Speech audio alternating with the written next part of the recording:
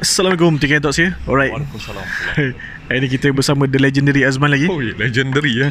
Oh, tak tahu mana perkataan tu dapat si Fawaz ni dapat legendary. Wow, kenas. Aku suka create title ke orang. to appreciate. Okay, Azman ni dahulunya bekas salah seorang chief on marketing lah dalam di sebuah institusi pendidikan. Okay, nak ceritanya macam hari ni kita cerita pasal marketing lah. Sekarang ni diamalkan oleh rakyat Malaysia lah in general. Okay. Sekarang ni banyak marketing murahan lah. Ada setengah jutawan-jutawan, usahawan-usahawan ni, diorang create issue. Bila diorang create issue, diorang dapat engagement yang sangat tinggi dekat dia punya social media. Betul. Okay, honestly aku tak ada masalah dia buat duit. Suka hati dia lah. Tapi aku nak tanya kau, apa kesan dia? Yang pertamanya kesan pada bisnes, dia dapat engagement tinggi, dia dapat lagi ramai fan, dia lagi dapat banyak duit. Tapi apa kesan dia kepada masyarakat Malaysia tu sendiri? Tak heavy kan? Tak heavy. Tak heavy. Walaupun dia punya soalan tu macam boleh buat buku lah. Aku rasa lepas ni buat PhD sama. Puan. Publicity murahan ni, apa kesan daripada masyarakat?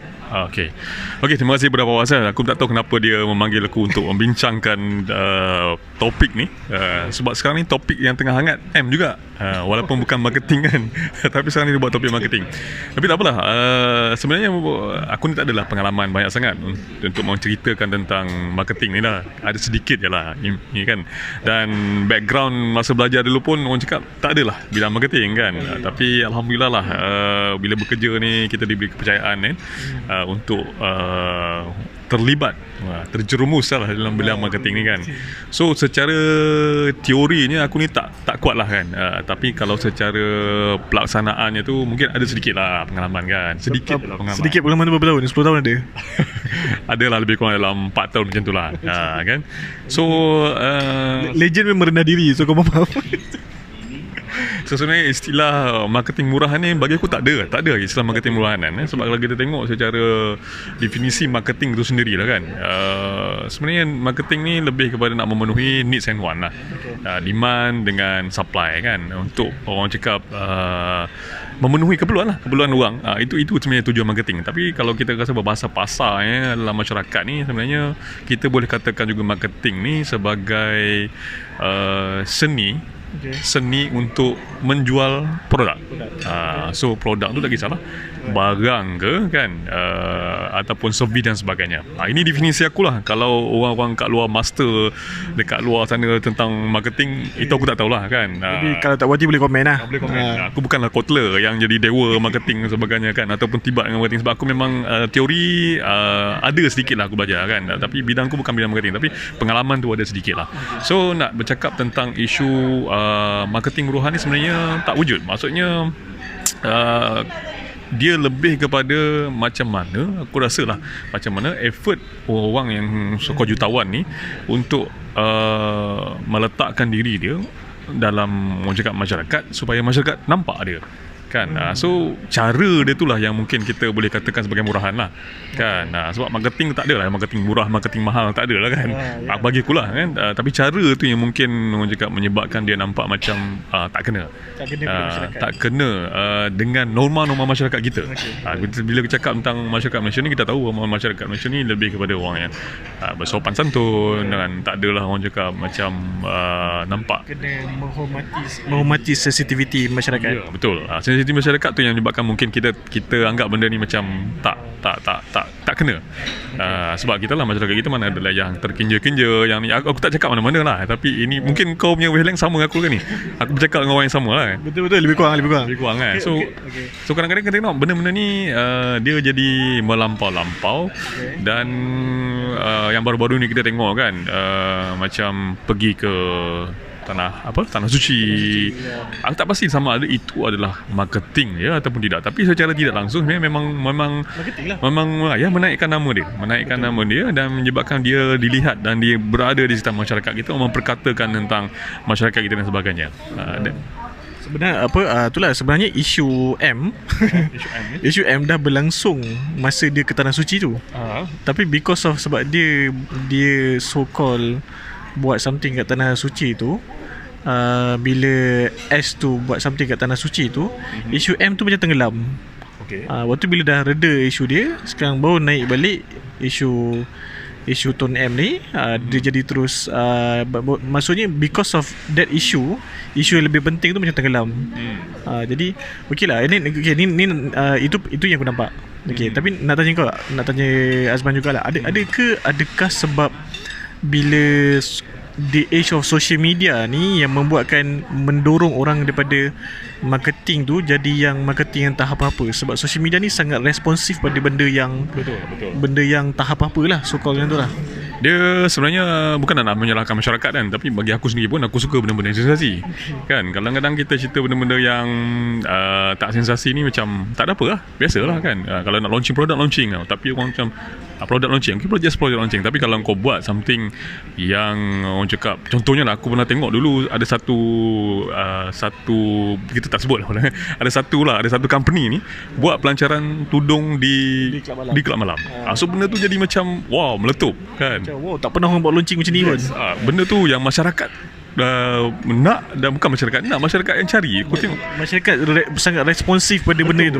So kalau kita bayangkan kalau dia buat launching tu di masjid dan sebagainya, aku rasa benda tu tak timbul pun. Tapi aku tak tahu ini adalah strategi pemasaran ataupun memang dia tak tahu adat dan budaya orang Melayu. Tapi aku tak fikir begitu kan. Tapi benda-benda macam ni yang kadang-kadang memberi impact lebih berbanding kalau dia orang buat benda-benda tu mengikut norma-norma masyarakat.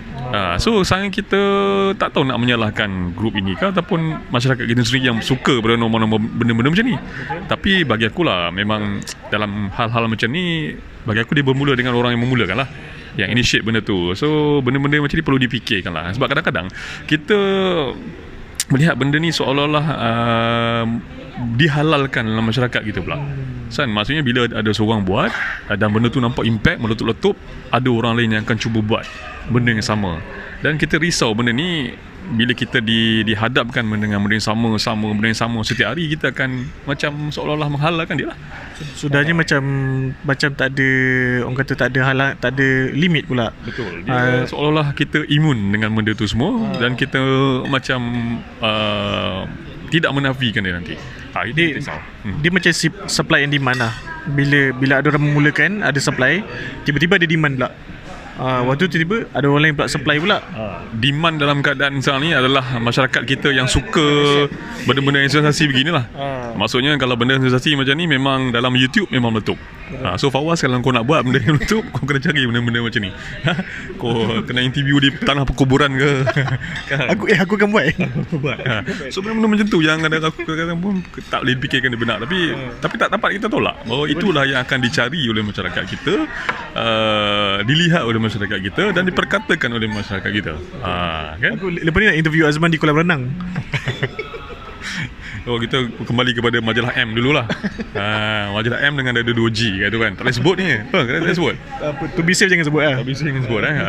So yang kita risau, yang macam Faham kita lah, yang kita risau takut benda-benda ni semua makin menjadi-jadi dan makin melampau, dan kita sampai satu tahap kita dah imun dengan benda ni semua. Jadi sampai satu tahap kita tidak cakap menolak lagi benda-benda ni semua. Itu yang kita risau lah. Terutama sekali kepada orang cakap kita punya generasi muda lah, yang orang cakap baru nak up, yang baru tahu tentang, yalah, dia mungkin bila dia lahir benda tu dah ada dan dia tak dapat perbandingan benda ni buruk ataupun baik sebenarnya. Betul. Okay. Maksudnya kalau boleh aku simpulkan lah, dia kadang-kadang semua pihak kena mengambil peranan lah. Which is yang nak buat marketing tu sendiri, betul, kena fikir apa kita punya batas-batas dan apa kesan kepada masyarakat lah. Sebenarnya bila kau interview aku benda ni semua, aku terfikir juga, mungkin kita kena buat research jugalah, macam barang-barang ataupun produk-produk jutawan-jutawan ni semua, adakah produk itu boleh produk-produk yang mereka bawa tu boleh dijual, ataupun kita je punya persepsi bahawa dia buat benda-benda sensasi macam ni, produk ni meningkat. Tu aku tak melihat, tak tengok ada mana kajian lagi lah. So mungkin perlu dibuktikan juga, sebab kita takut nanti kita pula yang orang cakap seolah-olah menuduh begitu. So adakah sensasi diorang ni betul-betul menyumbang kepada penjualan barang mereka dan sebagainya. Tapi satu yang kita nampak sekarang ni memang di mata masyarakat memang diorang sangat popular lah. Tapi adakah populariti itu berjaya untuk menaikkan ataupun menjual barang-barang itu, kita tak tahu. Itu benda, isu yang lain yang perlu dilihat lah. Tapi yang immediately yang confirm, lagi banyak engagement di social media diorang boleh dapat duit. Itu pasti. Itu confirm. Itu confirm lah. Itu kena tanya YouTuber lah. InsyaAllah. So macam mana bayaran itu? YouTube dah bayar berapa? Saya kena interview Azman ni kolam renang dulu. Itulah pasalnya. Tahu lah view aku yang Syazwan buat video yang lepas pun, aku rasa video dia pun tak banyak. Kalau dia interview orang lain, view banyak. So orang kena cari orang yang lebih sensasi lah. Aku rasa aku tak sensasi. But anyway, thank you Azman. Rasanya semua pihak kena main peranan lah. Dan juga macam mungkin kita boleh kaji lagi dalam, macam tadi Azman cakap, kita kaji lebih secara detail. Adakah benda ni memang betul kita nampak dia orang buat, adakah membantu dia punya sale. Katanya sale. Itu yang macam mungkin juga the age of social media. Which is social media sekarang banyak platform yang memberikan income kepada post yang ada engagement tinggi. Jadi again, mungkin benda tu main peranan. Nanti mungkin ada kajian, mungkin Azman nak sama PhD buat benda tu. Mungkin adakah behavior, customer behavior tu bergantung juga kepada isu-isu sensasi sebegini. Sensasi begini adalah akan mampu menjawab, ataupun orang saja suka benda tu hype je tapi tak beli barang pun. Kan Okay, anyway, thank you Azman. Nanti untuk pendapat dia tentang marketing ni. So kalau korang yang nak buat pasal marketing murahan ni, cuma mungkin lah kalau aku boleh cakap sikit, kadang-kadang macam publicity murahan aku rasa. Ni apa Fawaz? Publicity murahan. Kalau siapa yang nak buat publicity murahan tu, rasanya kena fikir juga kesannya kepada masyarakat, iaitu anak-anak yang tengok ni. So macam benda ni somehow at one point kena terkawal lah. Dan saya senang je aku rasa kalau kita nak letakkan limit tu pada apa yang Nabi ajar lah. Tu je. Suami orang. So, Azman, single. Single, not available. Alright, jangan lupa follow Think and Thoughts. Jangan lupa follow Azman. Boleh follow.